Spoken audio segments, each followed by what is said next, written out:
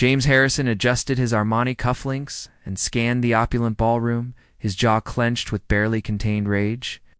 Crystal chandeliers cast dancing shadows across his face as he searched for the woman who had destroyed his life 6 months ago, the woman who had stolen his company's most valuable trade secrets and vanished without a trace.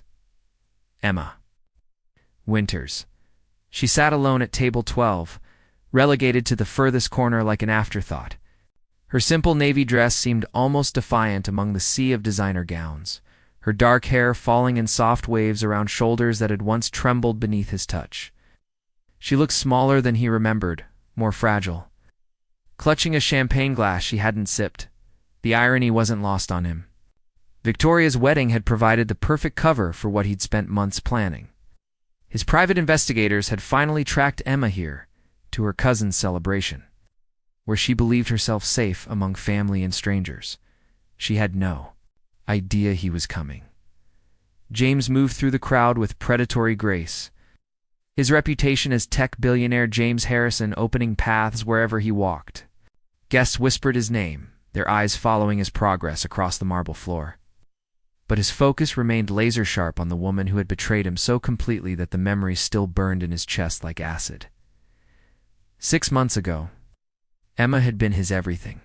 His brilliant, passionate lover who understood code as beautifully as she understood books. She had access to his private servers, his heart, his bed, and she had used all three to steal the revolutionary AI algorithm that would have made his company unstoppable. The day she disappeared, taking $50 million worth of intellectual property with her. James had learned what real fury felt like. Now, watching her fidget with her clutch purse while laughter erupted from nearby tables. He almost admired her performance. The innocent bookstore employee act was flawless. Wide eyes, nervous gestures. The perfect picture of someone who belonged nowhere near the world of corporate espionage and billion-dollar betrayals. But James knew better. He knew exactly what Emma Winters was capable of. "Excuse me, is anyone sitting here?" he asked, his voice smooth as silk as he approached her table. The same voice that had once whispered promises against her skin, for he'd discovered her true nature. Emma looked up, and for just a moment, her carefully constructed mask slipped. Her eyes widened with something that looked almost like panic, before she quickly composed herself. "Please go ahead," she said, her voice steady, despite the slight tremor in her hands. "I think everyone else found better places to be." James smiled, settling into the chair beside her with deliberate slowness. The familiar scent of her perfume hit him like a physical blow, bringing back memories of tangled sheets and whispered confessions that had all been lies. "I'm James," he said, extending his hand and watching her face carefully. "I think this might be the best table in the room." Her fingers were ice cold when they touched his, and he felt her pulse racing beneath his thumb. Good, she should be afraid. "Emma," she replied, and hearing his name on her lips again, sent electricity shooting down his spine despite everything. "I'm not sure about that. We're practically in the parking lot." He laughed, the sound genuinely amused despite the darkness of his intentions. Sometimes the best conversations happen away from the crowd. As the evening progressed, James found himself caught in a dangerous game. Every word Emma spoke, every gesture she made was perfectly calibrated to portray innocent vulnerability. She talked about her bookstore job with such authentic passion that he almost believed her. Performance almost, but he remembered the security footage of her accessing his servers at 3 in the morning, remembered the encrypted files that had vanished from his most secure databases, remembered waking up to find her gone, along with everything that mattered to his company's future. "So you work at a bookstore?" said, leaning forward with feigned interest. "Must be wonderful, being surrounded by stories all day." "It is," Emma replied, her face lighting up with what seemed like genuine joy. "I love helping people find the perfect book for their mood or situation. There's something magical about matching a reader with the right story." The performance was flawless. But James caught the micro-expression that flickered across her features when she thought he wasn't looking. Fear, calculation, and something else he couldn't quite identify. "You seem like someone who reads biographies." "In business books," she continued, studying his face, "but secretly loves mystery novels." The accuracy of her assessment, sent a chill down his spine. Even now, even knowing what she was, Emma could read him like an open book. It was what had made her so dangerous as a lover and so devastating as an enemy. "How did you know?" he asked, genuinely curious despite himself. "You carry yourself like someone who's used to making decisions and solving problems, but there's something in your eyes that suggests you enjoy puzzles and unexpected twists." James felt his chest tighten. She was describing herself as much as him. Emma had always been the ultimate puzzle, and her betrayal had been the most unexpected twist of his life. When the band began playing and couples moved to the dance floor, James stood and offered his hand. This was the moment he'd been waiting for, the moment to get her alone, away from the crowd, where he could finally confront her about what she'd done. "Would you like to dance?" he asked, his voice gentle despite the storm raging inside him. Emma hesitated, her eyes darting around the room as if looking for an escape route. "I'm not very good at dancing." "Neither am I," James lied smoothly. "But I think we might figure it out together." On the dance floor, with Emma's body pressed against his and her scent filling his lungs, James felt his carefully constructed plan beginning to fracture. Her hand trembled in his, and when she looked up at him with those wide, frightened eyes, something twisted painfully in his chest. For a moment, he almost forgot why he was here. Almost forgot the months of rage and the careful planning that had brought him to this ballroom. Almost forgot that the woman in his arms had destroyed him so completely that he'd spent every waking moment since plotting his revenge. "People are staring," Emma whispered, her breath warm against his ear. James glanced around briefly, noting the curious expressions of other guests. "Let them. I'm exactly where I want to be." The words were truer than he'd intended them to be, and that realization sent ice through his veins.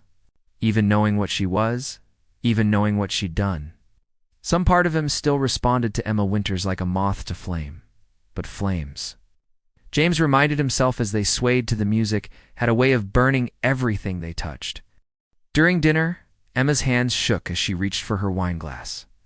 James watched every micro-expression, every nervous gesture, cataloging them like evidence.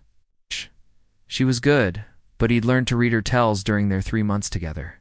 The way she touched her neck when she was lying, slight furrow between her brows when she was calculating her next move. "James," she said carefully, setting down her fork. "What do you do for work?" He paused, meeting her eyes directly. "I'm in technology.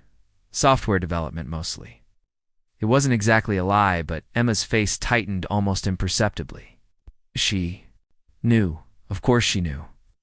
The question was whether she recognized him as the man whose life she'd systematically dismantled, or simply as the billionaire whose face graced magazine covers.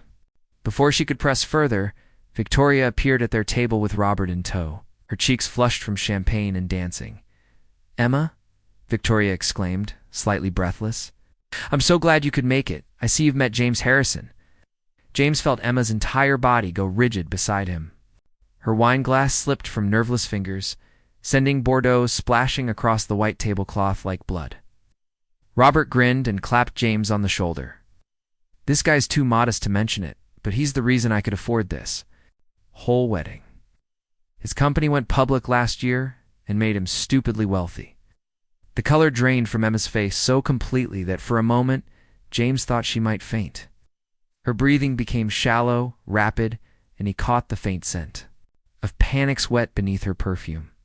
"James insisted on paying for the flowers and the band when he heard we were trying to cut costs," Victoria continued, oblivious to the tension crackling between them. "Isn't that sweet?" After Victoria and Robert moved on to greet other guests, Emma sat in stunned silence. James watched her carefully, noting how her fingers trembled as she pressed them against the tablecloth to hide the wine stain. "You're James Harrison," she said quietly, her voice barely audible above the music. "The James Harrison." He nodded slowly, his eyes never leaving her face. "I was hoping to just be James tonight." Emma's laugh was sharp, almost hysterical. "You're worth billions of dollars. You're on the cover of Fortune magazine. Own half the companies I shop at. Does that change anything?" James asked, his voice deceptively mild. He watched her struggle with the question, her face cycling through emotions too quickly to catalog. Fear, confusion, calculation, and something that looked almost like grief. "I don't know," she admitted finally. "It explains a lot, though. Way you carry yourself, the expensive suit, the fact that you're not intimidated by anything." What it really explained, James thought darkly, was why she'd targeted him 6 months ago. He'd been the perfect mark. Wealthy, lonely, desperate for genuine connection. She'd played him like a master musician, and he'd fallen for every note. "Emma," he said, leaning closer until their faces were inches apart. Close enough that he could see the flecks of gold in her brown eyes, the same eyes that had looked at him with such convincing love as she systematically robbed him blind. "We need to talk." Her face went white. "I don't think that's a good idea. I think it's an excellent idea." James stood smoothly, his hand closing around her wrists with gentle but unmistakable pressure. "There are some beautiful gardens outside. Perfect for a private conversation." Emma tried to pull away, but his grip tightened fractionally. It's not enough to hurt, but enough to make his point clear. She was trapped, and they both knew it. "People will notice if we leave together," she whispered. "Let them," James replied, his smile sharp as a blade. After all, what could be more romantic than a moonlit stroll between old friends? The word friends came out dripping with venom, and Emma flinched as if he'd struck her. Good. It was time she understood exactly how much damage she'd done. He guided her through the ballroom with his hand at the small of her back, his touch possessive and threatening despite appearing gentle. 2 outside observers. Emma moved like a woman walking to her execution, her breathing shallow and her skin pale as moonlight. The gardens were deserted, stone pathways winding between beds of roses and lavender. The scent should have been romantic, but in the darkness it seemed cloying, almost suffocating. James led Emma to a secluded gazebo overlooking a pond, its surface black as oil in the moonlight. "Sit," he commanded, his voice no longer carrying any pretense of warmth. Emma perched on the edge of the wooden bench like a bird ready for flight. James remained standing, using his height advantage to loom over her in a way he knew would make her feel small and vulnerable. 6 months, he said quietly. "It's been 6 months since you disappeared from my life, Emma. 6 months since you took everything that mattered to me and vanished like smoke." "I don't know what you're talking about," she whispered, but her voice cracked on the lie. James laughed, the sound cold and bitter in the night air. Don't insult my intelligence. With that innocent act, we both know exactly what you did." He pulled out his phone, swiping to a video file. Emma's face appeared on the screen, captured by security cameras as she accessed his private servers. Her expression was focused, professional, nothing like the loving woman who had shared his bed just hours before. $50 million, James said, watching Emma's face crumble as she saw the evidence. "That's what my AI algorithm was worth. It's the one you copied and sold to my competitors. It's the one that destroyed 3 years of research and development." Emma's eyes filled with tears, but James felt no sympathy. He'd cried too in the weeks after her betrayal. Cried with rage and humiliation, and a grief so deep it had nearly broken him. "You don't understand," she said, her voice cracking. "It wasn't supposed to happen like this. Never meant for you to get hurt, but I did get hurt, didn't I?" Shh. Crouched down until they were eye level, his voice dropping to a deadly whisper. "You made me fall in love with you. You made me trust you. You made me believe that someone could actually want James Harrison the man, not just his money or his connections. And then you destroyed me." A tear slipped down Emma's cheek, catching the moonlight.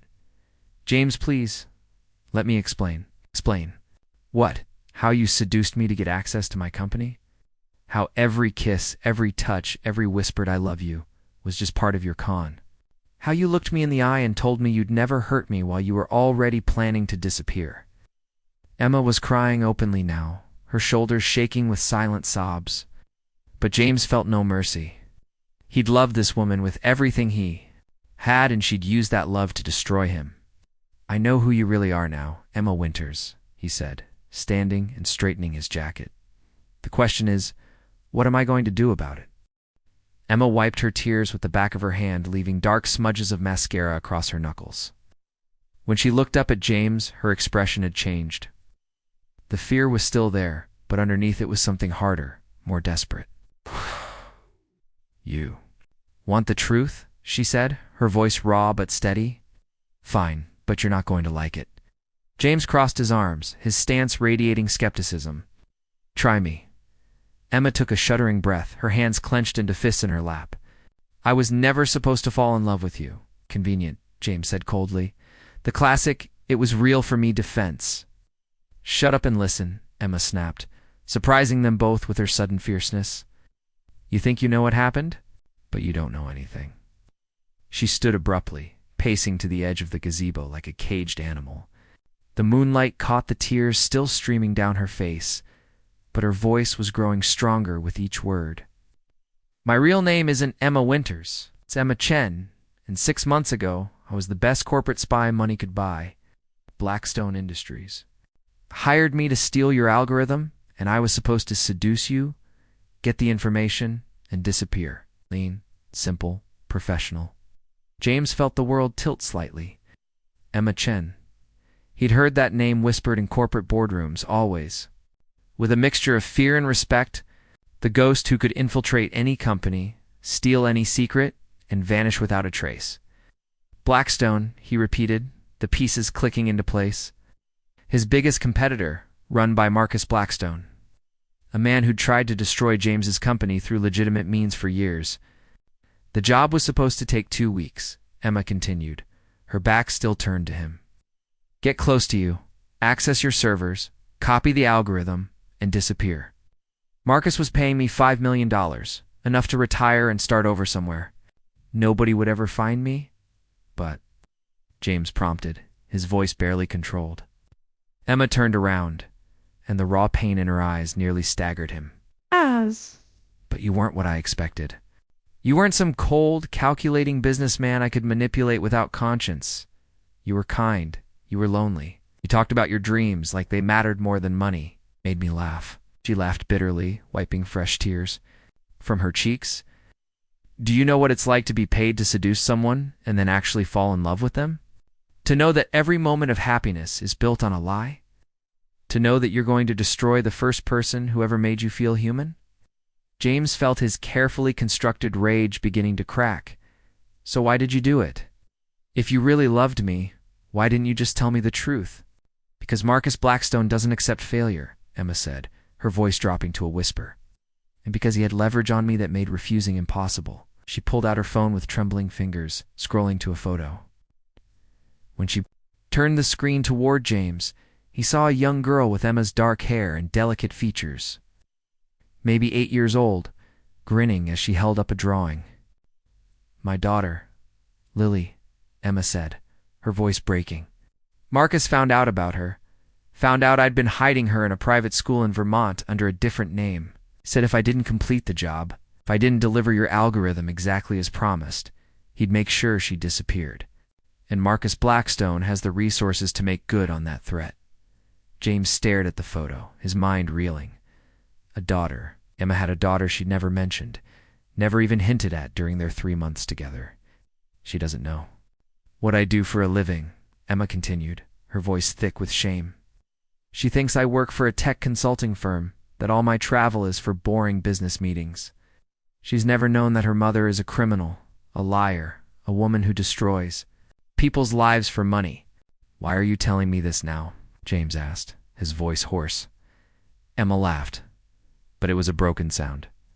Because 6 months ago, after I took your algorithm and disappeared, I thought I was free. I thought I could take Lily and start over. Maybe even find a way to make amends somehow. But Marcus didn't let me retire, said I was too valuable, that he had other jobs for me. She sat back down heavily, her shoulders sagging with exhaustion. This wedding, being here tonight, it wasn't an accident. Marcus sent me to steal something from Victoria's new father-in-law. Robert's dad owns a medical device company, and Marcus wants their new cardiac software. I was supposed to seduce someone at the wedding, get invited back to the family compound, and access their home office. The revelation hit James like a physical blow.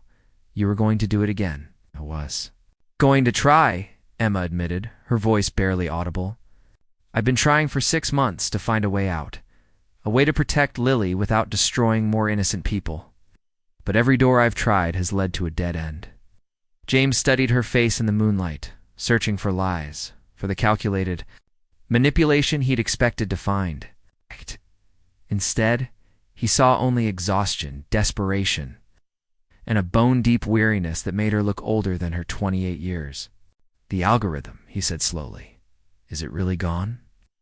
Emma reached into her clutch purse and pulled out a small USB drive. "It's all here. The original files, plus everything I copied. Never gave it to Marcus." James stared at the drive as if it might explode. "What?" "I couldn't do it," Emma said, holding the USB drive out to him with a shaking hand. "After everything we shared, after falling in love with you, I couldn't bring myself to actually destroy you. So I gave Marcus's fake files enough to fool his tech team for a while, but ultimately useless." "Then why did you disappear?" "'Cause I knew he'd figure it out eventually. And when he did, he'd come after both of us. I thought if I vanished, if you believed I'd betrayed you, you'd be safe. You'd never trust me again, never look for me, never get caught in the crossfire when Marcus realized I'd double-crossed him." James took the USB drive, his fingers brushing against Emma's. The touch sent electricity shooting up his arm, just like it had 6 months ago, just like it had an hour ago on the dance floor. "He found out, didn't he?" James said, understanding flooding through him. Emma nodded miserably. 3 weeks ago. His tech team finally figured out the files were corrupted. He's been hunting me ever since, threatening Lily, threatening everyone I've ever cared about, including you. Me.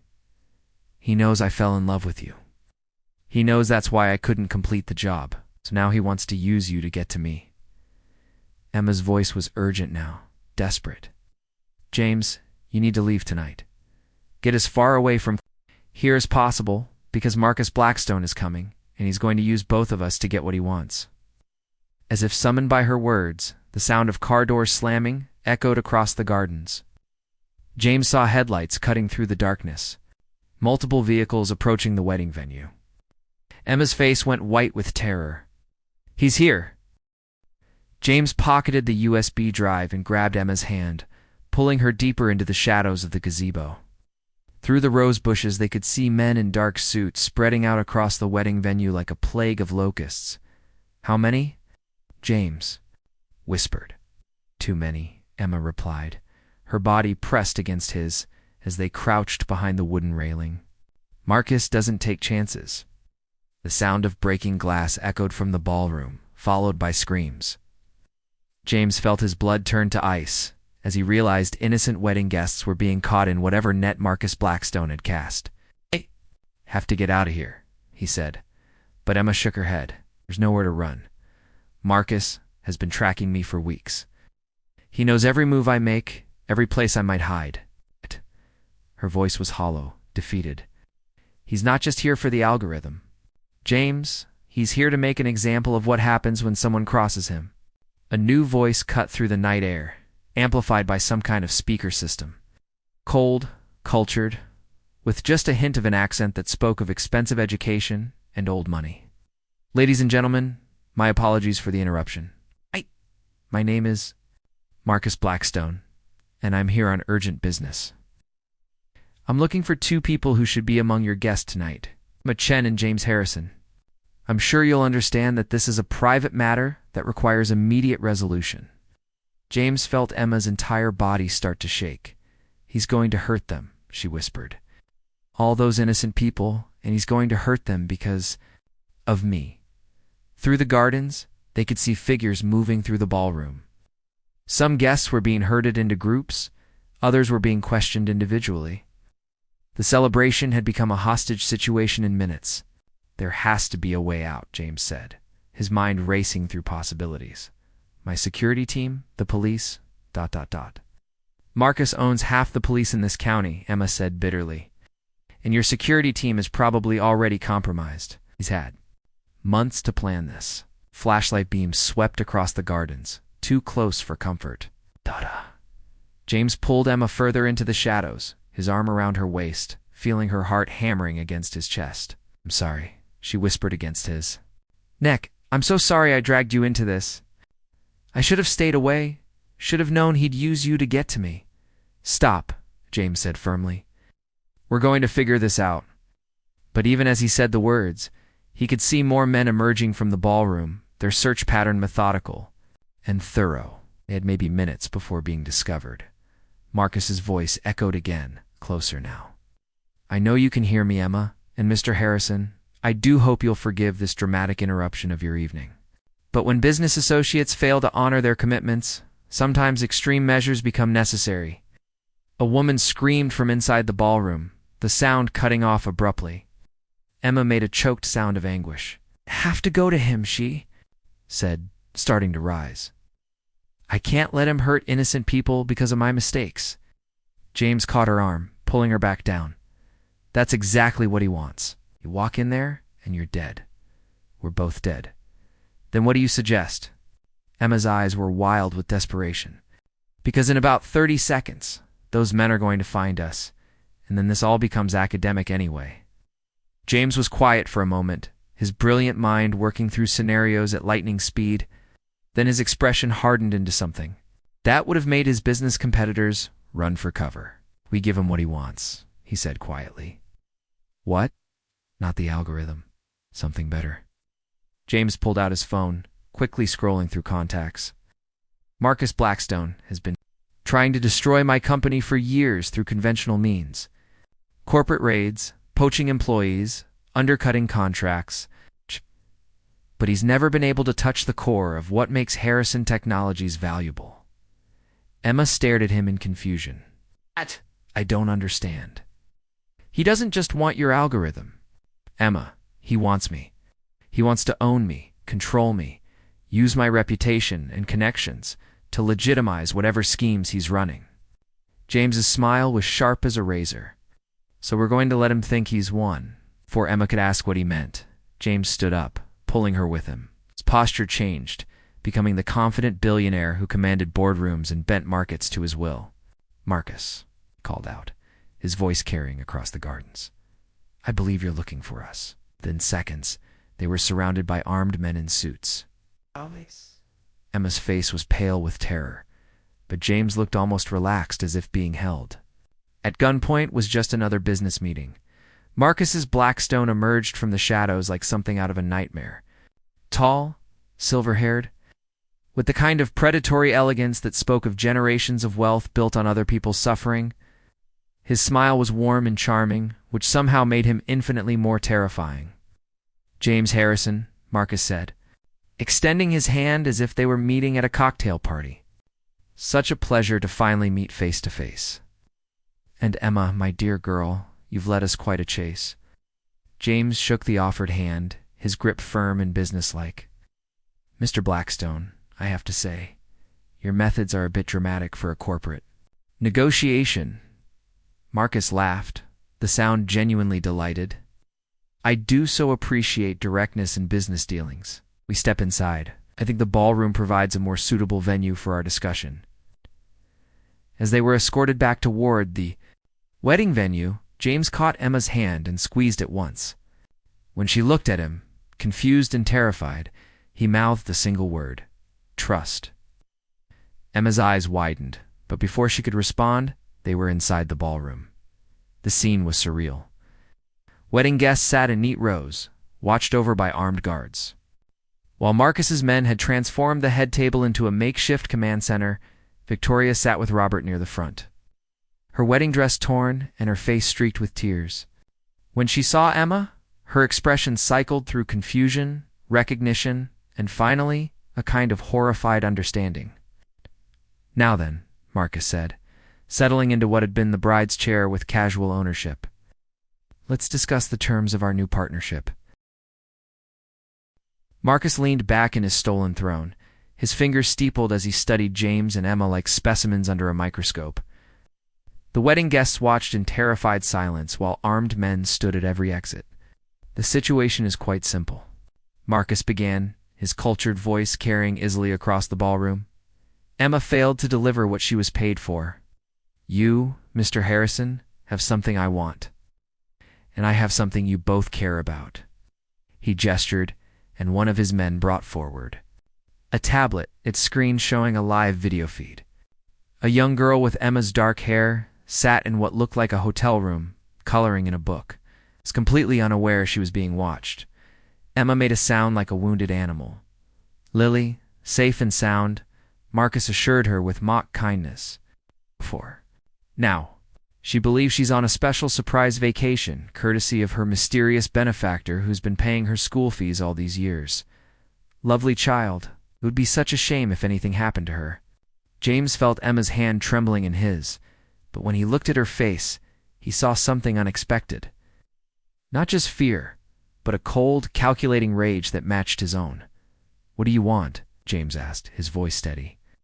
"A merger," Marcus replied, as if discussing the weather. Rassin Technologies and Blackstone Industries, with me as the senior partner.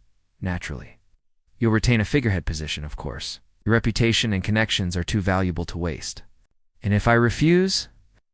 Marcus's smile never wavered, but his eyes went dead. Then Emma dies here tonight, along with several of these charming wedding guests. Lily disappears into the kind of place where pretty little girls are never seen again. And you spend the rest of your very short life knowing you could have prevented all of it with a simple signature. The contract appeared as if by magic, placed on the table by one of Marcus's assistants. James saw Emma close her eyes, accepting their defeat. But James Harrison hadn't built a billion-dollar empire by accepting defeat. "Before I sign," he said, "calmly, I'd like to make a counterproposal." Marcus raised an eyebrow, amused. "You're hardly in a position to negotiate." "On the contrary, I think I'm in an excellent position." James pulled out his phone, showing Marcus the screen. "While we've been talking, my security team has been quite busy." The screen showed multiple video feeds. FBI agents storming a hotel room where a little girl was quickly and safely evacuated. Police cars surrounding Blackstone Industries' corporate headquarters. News vans arriving as federal agents emerged with boxes of evidence. Marcus's face went white. "Impossible. You couldn't have... 6 months ago, when Emma disappeared with my algorithm, I didn't just mourn," James said, his voice cutting through Marcus's protests like a blade. "I investigated. I learned about Emma Chen, about her reputation, about her clients. Your name came up repeatedly, Mr. Blackstone, along with some very interesting financial transactions." Emma stared at him in shock, beginning to understand. "USB drive Emma gave me tonight doesn't just contain my algorithm," James continued. "It contains 6 months' worth of corporate espionage records, including detailed accounts of every illegal job you've commissioned, every company you've destroyed, every life you've ruined. Emma kept meticulous records, didn't you, Emma?" Eyes widened as she realized what James was saying. The files she'd kept as insurance, never thinking they could be used against Marcus himself. "You see, Marcus, Emma never gave you the real algorithm because she'd already given it to me, along with evidence of every crime you've ever committed." James's smile was sharp enough to cut glass. "The FBI has been building a case against you for months. Tonight's little performance has given them everything they need to put you away for several lifetimes." Sound of helicopters filled the air outside, growing louder. Red and blue lights began flashing through the ballroom windows. Marcus lunged forward, a gun appearing in his hand with deadly speed. But Emma was faster. 6 months of running, of fighting for her daughter's life, had honed her reflexes to a razor's edge. She threw herself between Marcus and James just as the gun fired. The bullet caught her in the shoulder, spinning her around and sending her crashing into James's arms. Blood bloomed across her navy dress like a crimson flower. "Emma." James caught her as she fell, pressing his hands against the wound to stem the bleeding. The ballroom erupted into chaos.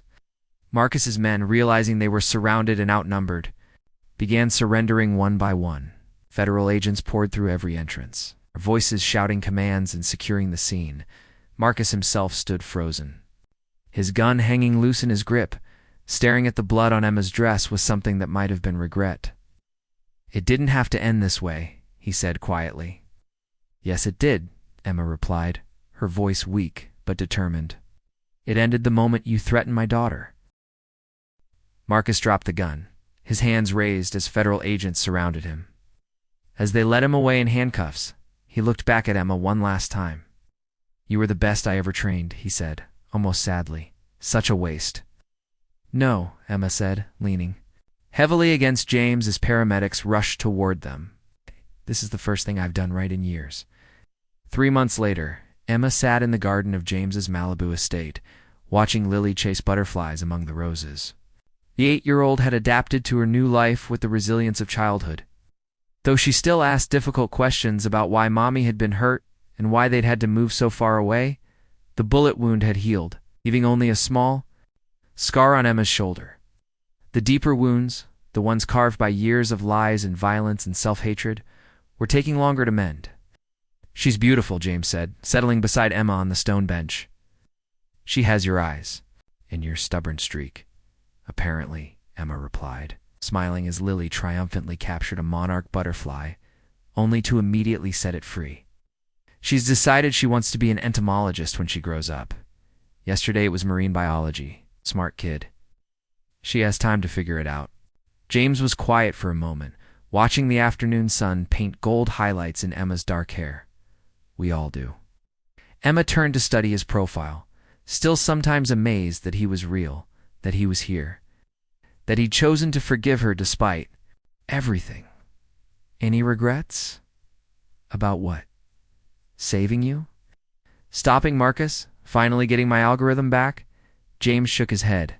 The only thing I regret is that it took 6 months and a near-death experience for us to have an honest conversation. Emma laughed, the sound lighter than it had been in years. Honesty isn't exactly my strong suit. You're learning. James caught her hand, his thumb tracing over the simple silver ring she wore now. Not an engagement ring, not yet. They were. Both too damaged, too cautious for grand romantic gestures. But it was a promise ring, a symbol of their commitment to building something real and lasting from the ashes of their deception. James, Emma said suddenly, her voice serious, what if I can't change? What if I'm always going to be the woman who lies and steals and ruins things? He was quiet for a long moment, considering her question with the same intensity he brought to complex business problems. Do you know what I've learned about you in these past 3 months? Emma shook her head. You kept records of every job Marcus made you do, not because you were proud of them, but because some part of you knew it was wrong and wanted to make amends someday. You could have given him my real algorithm and disappeared with enough money to hide forever, but you chose to protect me instead. And when he threatened Lily, when he threatened innocent wedding guests, you were willing to sacrifice yourself to keep them safe. James turned to face her fully, his brown eyes intense and sincere. That's not the behavior of someone who ruins things. Emma, that's the behavior of someone who protects what matters, even at great cost to herself. Lily came running over, her cheeks flushed and her hair wild from chasing butterflies. Mommy? James, did you see? I caught 3 different kinds. I saw, sweetheart, Emma said, pulling her daughter onto her lap. Did you remember to be gentle with them? Of course. You'd always have to be gentle with beautiful things or they might break. Lily looked solemnly from her mother to James. That's what you taught me. Emma felt tears prick her eyes, overwhelmed by the simple wisdom of childhood. James reached over and brushed a strand of hair from Lily's forehead with gentle fingers. Your mom is very smart, he said seriously. Should always listen to her advice about taking care of beautiful things. As the sun began to set over the Pacific, painting the sky in shades of gold and crimson, Emma felt something she'd never experienced before. Peace. Not the temporary absence of danger that had characterized her adult life, but genuine peace. The knowledge that she was exactly where she belonged, with people who knew her completely and loved her anyway. Marcus Blackstone was serving consecutive life sentences in federal prison. Emma's testimony had helped convict dozens of his associates, and had dismantled one of the most sophisticated corporate espionage networks in history.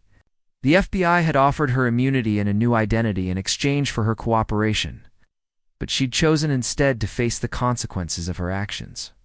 6 months of community service and 5 years of probation seemed like a small price to pay.